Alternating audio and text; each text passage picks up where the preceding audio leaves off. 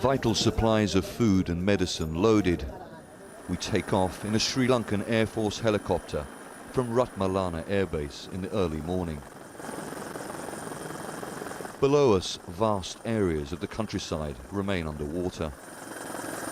People are using boats to navigate the roads that a few days ago they walked and drove along.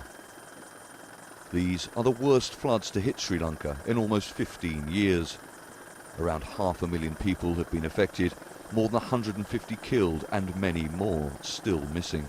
The situation is very bad condition. The whole of area is covered with flood and lot of people affected in this area and other areas. No supplies, no medication, no food. This time we need dry food, not prepared food. If we receive some dry food and medical supplies, it is much better.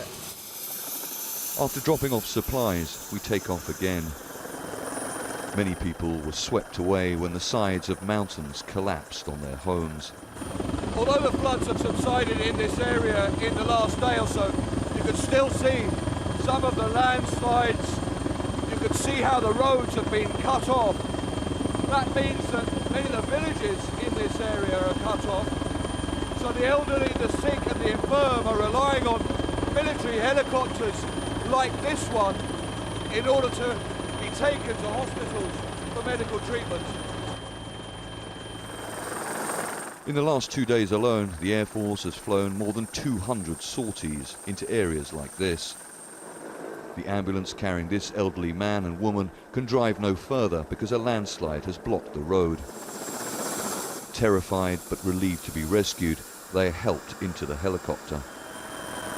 It's a 15-minute flight over the mountains to the nearest town with a hospital. More than 2,000 Sri Lankan military personnel have been deployed. When we arrive back at the base, more helicopters are being loaded.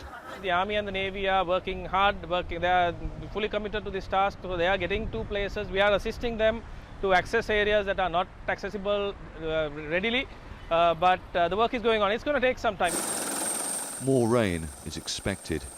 Airdrops and rescue missions continue, the only way to help thousands of people stranded and afraid.